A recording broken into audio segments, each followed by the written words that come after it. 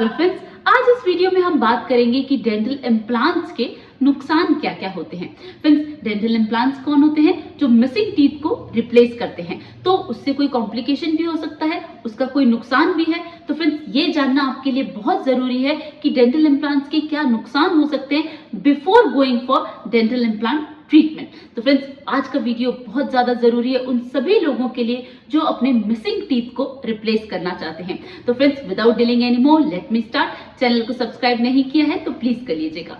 Hello friends, I am doctor Pratibha, oral implantologist, laser specialist and periodontist. Friends, मैं Empyrean dental Gurugram India की founder और health surgeon हूँ और आज मैं आपको बताने वाली हूँ कि डेंटल इम्प्लांट्स के क्या क्या नुकसान हो सकते हैं। तो फ्रेंड्स, जैसे कि मैंने स्टार्टिंग में बताया कि डेंटल इम्प्लांट्स मिसिंग टीथ को रिप्लेस करते हैं। तो और भी कोई ऑप्शन है जो मिसिंग टीथ को रिप्लेस करते हैं? बिल्कुल, डेंटल इम्प्लांट्स बहुत लेट आया, उससे पहले दो मेजर ऑप्शंस आ चुके थे। पहला ऑप्शन आया था रिमूवेबल पार्शियल डेंचर, वो बत्तीसी जो डालने निकालने वाली रहती है, एग्जैक्टली। तो सारे टीथ को भी रिप्लेस करती है और सिर्फ अगर कुछ टीथ मिसिंग है तो उनको भी रिप्लेस करती है, लेकिन वो सिर्फ क्राउन पार्ट को, दांत के ऊपरी हिस्से को सिर्फ रिप्लेस करती है। उसके बाद फ्रेंड्स, लोगों ने बोला कि नहीं, ये तो रिमूवेबल है, हमें फिक्स्ड ऑप्शन चाहिए। तो फिक्स्ड ऑप्शन आया ब्रिज का, जिसे फिक्स्ड पार्शियल डेंचर कहते हैं। तो जहां पर हम रिमूवेबल पार्शियल डेंचर में प्लेट को डाल रहे और निकाल रहे थे, वहीं फिक्स्ड पार्शियल डेंचर जिसे ब्रिज कहा जाता है,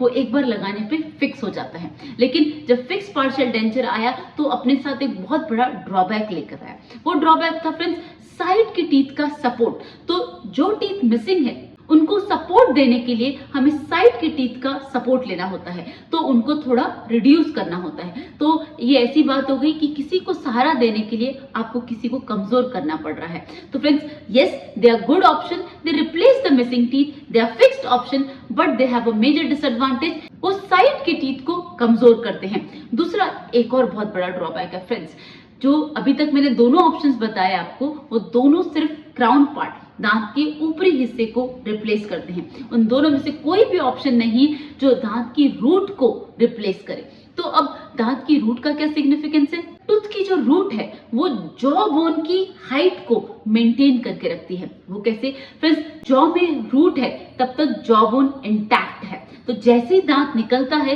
तो जॉ बोन गलना चालू हो जाती है। और फ्रेंड्स, इन दोनों ही ऑप्शन में विद टाइम्स बोन रिड्यूस होती रहती है। जैसे आप दांत को निकलवाते हैं उसी समय बोन का लॉस होना स्टार्ट हो जाता है। और जब हम फिक्स पार्शियल डेंचर या रिमूवेबल पार्शियल डेंचर देते हैं फ्रेंड्स, ये कुछ सालों के बाद थोड़ा थोड़ा करके लूज हो जाती है। वो कंडीशन जिनमें सारे दांत निकाल देते हैं फ्रेंड्स, वो बहुत जल्दी लूज होते हैं। लेकिन जो फिक्स पार्शियल डेंचर है उसमें एक एडवांटेज रहता है कि साइड में टीथ हैं तो बोन को थोड़ा सा स्टिमुलस मिलता है। लेकिन जो टूथ मिसिंग है फ्रेंड्स, वहां पर भी ग्रेजुअल बोन लॉस होता है। कई पेशेंट्स कंप्लेन करते हैं कि मैम वहां पर खाना फंस रहा है, हमारा ब्रिज लूज हो रहा है। तो ये बहुत सालों के बाद प्रॉब्लम आती है, इवेंचुअली 10, 15, 20 साल। बट हाँ, ये एक मेजर ड्रॉबैक है ब्रिजेस का कि उसकी वजह से अंदर की बोन गलती है, क्योंकि उधर कोई भी रूट नहीं। फ्रेंड्स, इन दोनों ड्रॉबैक्स को ओवरकम करने के लिए आए implants. Friends, dental implants are the near about substitute of natural tooth, of a real tooth. कैसे? फ्रेंड्स, डेंटल इम्प्लांट्स ना केवल क्राउन पार्ट को भी रिप्लेस करते हैं। तो इम्प्लांट मतलब डेंटल रूट। सबसे बड़ी बात तो यही है कि इम्प्लांट रूट को रिप्लेस करता है और उसके ऊपर अबटमेंट लगाया जाता है और उसके ऊपर कैप लगती है। तो ये एक पूरी यूनिट होती है जो एक नेचुरल टूथ को रेप्लिकेट करती है। तो फ्रेंड्स, जो बाकी दोनों ऑप्शन थे जिसमें रूट नहीं थी, वहां पर जो बोन लॉस का ऑप्शन था फ्रेंड्स, वो इम्प्लांट्स ने ओवरकम कर लिया। तो इम्प्लांट लगाने की वजह से आपका बोन लॉस कभी नहीं होगा। आप सालों साल इसको यूज कर सकते हैं फ्रेंड्स, में कभी कोई प्रॉब्लम नहीं होती अगर वहां पर आप इन्फेक्शन नहीं बनने दें। जैसे कि नेचुरल टूथ में पेरिडोंटाइटिस होता है, पायरिया होता है, वैसे इम्प्लांट में भी अगर खाना फंसेगा तो वहां पेरी इम्प्लांटाइटिस होगा।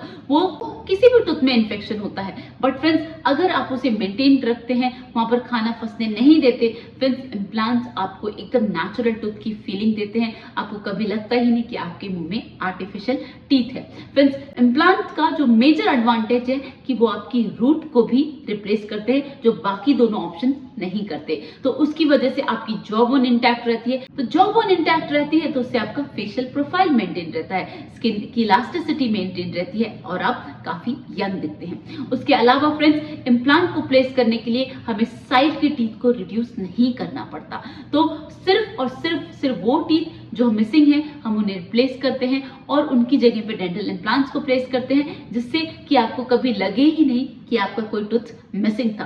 तो friends, coming to the point कि डेंटल इम्प्लांट्स का नुकसान क्या होता है।